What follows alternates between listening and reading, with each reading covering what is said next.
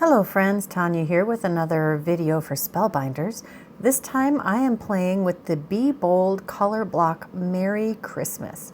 It is a slimline styled die set, and there are several dies in this series. There's also this Be Bold color block Love, which I didn't actually use in this video. However, coming soon.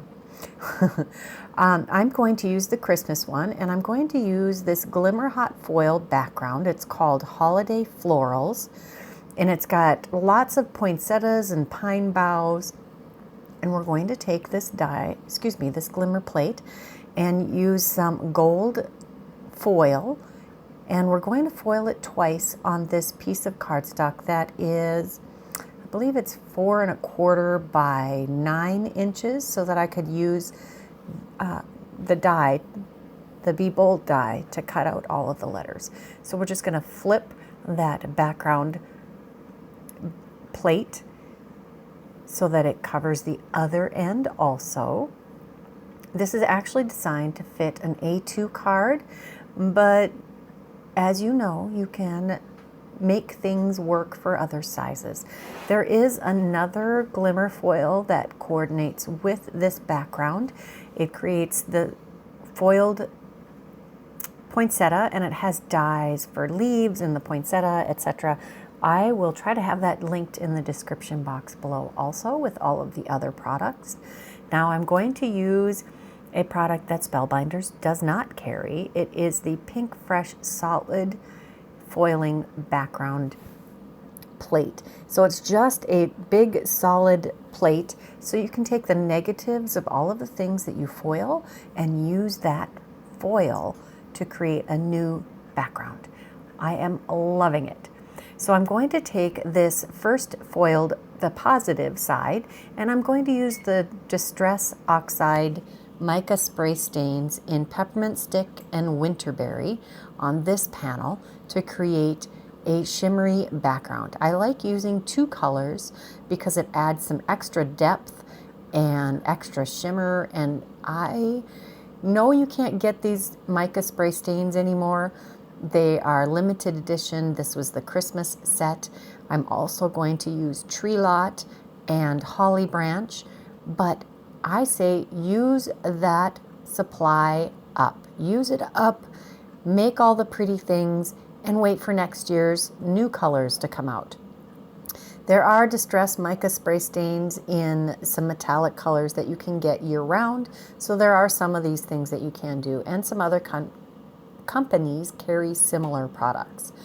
I'm going to, after these panels had dried, I took a dry cloth and buffed off the extra spray stain off of the foiled elements, and then I took each of these panels and die cut them with the Christmas, the Be Bold color block Merry Christmas die.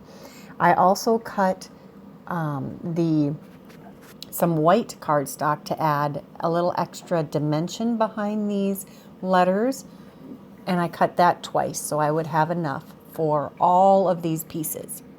I am using the Barely Art Precision Glue, and it does get clogged occasionally, but it is just a quick clearing with the needle that comes with it. I don't keep my needle in my glue. I am always afraid it's going to get stuck. I see other people do it all the time, and clearly not a problem. However, I get worried about it. So here we have the green mica spray stained background. I wanted it to be a bold color behind these letters, and we're going to alternate the negative hot foiled letters and the red spray stained and positive hot foiled letters. I'm going to add a little piece of coaster blank behind each of these letters, and you can see that they snug right up against each other. If you wanted to, you could take all of the negative spaces that die cut along with these letters and fill them in for a completely paper pieced background. And I did learn my lesson from a previous project, and I am not putting this directly on a card front. I am doing this on a panel that will ultimately get put on a card front. That's so that I can trim any excess off, and if I mess it up, it's not on the card base. Turns out I was missing my spelling on my previous effort, and I had to start all over. So we have enough letters to create 2 different cards, and I am making 2 different cards. I will show you the results of that at the end of the video with some still photos, but I'm only going to show you the process once because it's the same process, just different colors. We have the M and the A and the S as the last 3 letters here, and the 2 S's that come in this die are not the same. And you have to be careful that you use the right one at the right spot. You will be able to tell fairly quickly if you have the wrong one because it won't snug up against the letters before and after them very well. So I do have this panel cut down to 3.5 by 8.5, but we're going to make sure that any of the letter pieces are not sticking out over that panel so that it lays nicely on the entire full card front. And I'm just using my guillotine trimmer for that. That is the best way in my experience to trim things because this is a heavy duty trimmer. It will cut through more than one layer with relative ease. Now we're going to take our 3.5 by 8.5 inch cardstock that I've scored at 3.5. So no, it was originally 7 by 8.5, scored at 3.5 inches to create this Slimline card base. It's a heavyweight white cardstock. It's either 110 or 100 pound. I don't remember which one I grabbed. I'm just going to adhere this directly to the card front. And then we are going to take the sub-sentiment, which says Mary. And we're going to die cut that out of some pretty paper. Now I have built quite the stash of mirror card and specialty paper and glitter paper. And I wasn't sure which of those kinds of papers was going to show up the best. So I did start out with some gold glitter cardstock, thinking that would coordinate the best with the panel that I created. And as I pull these out, I realize that it's just going to blend right in. It doesn't really stand out very well. So I'm going to change plans and use this mirror card. I believe it was called Rustic Dark. So it's a deep reddish brown, brownish red.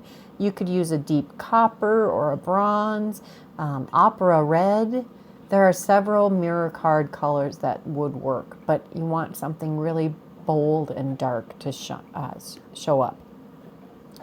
Now the letters and the background are not the same height, so I'm having to be careful where I put the glue. I'm not going to put anything behind the letter to make it be even or flush with the card front. And I do end up bringing out my T-square ruler to help me line up the letters. This one might end up being a little wonky because that glue really set fast. So I'm going to use my T-square ruler to try to keep that all nice and even on the bottom. Hopefully the R isn't too distracting, the one that I didn't get completely lined up. Just going to add the glue where this letter will touch the larger letters and not put any glue behind where it would have to go lower to make contact with any paper. The Y is just a little trickier because it has a dangly bit, and the M has a dangly bit also. So I am going to line up as best I can with the T-square, and then I'll slide the T-square out of the way and let all of that get adhered. Now the inside of the card, I did some hot foiling on a scrap of that green, and I took that sentiment from the Holiday Florals background glimmer plate. pretty sure that was from the background. And I'm going to foil that with some gold foil or polished brass. I'm not sure. I actually grabbed this from my scrap bin of foil.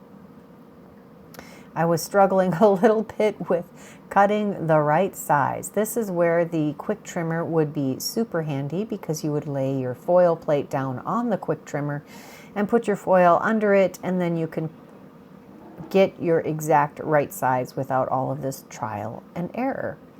I'm going to adhere the plate and the foil with a little bit of the Best Ever Craft tape, which I have stuck to my work surface, and just reuse and reuse. We'll send that through the Glimmer hot foil system after it has a nice hot plate, and I'm going to be very brave and trim it out with my scissor. I'm not very good at this, and these edges aren't perfect. Please don't judge me. I didn't want to take the time to go find a die that would coordinate and cut this out. I'm going to adhere that to the inside of my card, and that will be the entire card for this particular project.